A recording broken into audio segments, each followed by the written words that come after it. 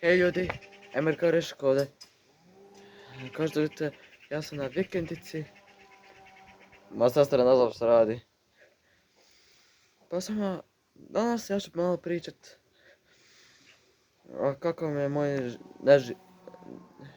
kako je moj živ nefer.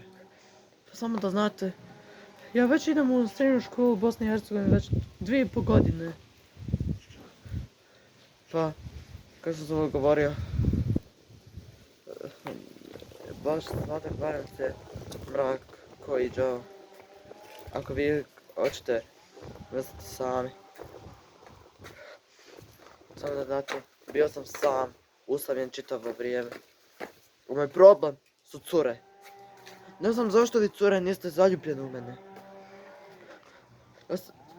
Ja uradim sve da bi se zaljubio u vas. Obučem se lijepo. Ja sam sladak i nevjerovatan. Nemam dobar auto, BMW. Ja sam baš je dobar nego 90% učenika u mom razredu.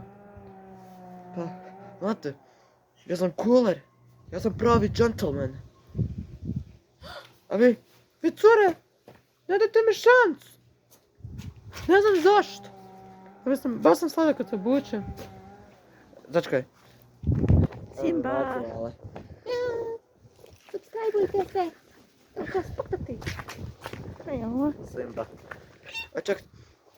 Ovi naočare. Oni su 15 maraka. Giorgio Armani. Tak stavit ću vam. Vidite? Evo nas. Subscribeujte se. Slušaj, čula ste, subscribeujte se. Subscribeujte se, ili ćete dobiti batina. Sjećam se. Subscribeali ste se i lajkovali, thanks. Vidite kako sam cool. A ostale cure uvijek se zabavljaju sa drugim momcima, a nikad sa mnom. Kao što vidite, malo je zima i... Evo, pokazat ću vam što moći će ovdje. Što radiš, Ema?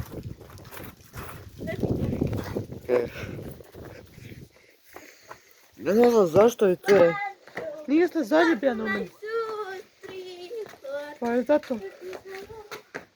Ja sam baš pametan dečak. Ja već idem u... Rekao sam, već idem u srednju školu 2,5 godine. To čine 1,5 godine.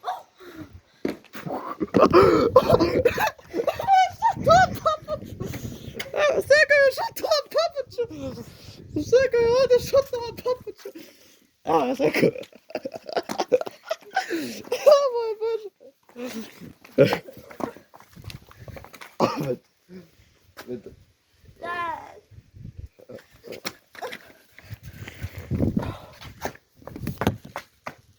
Evo da vidite to opet. Vidite.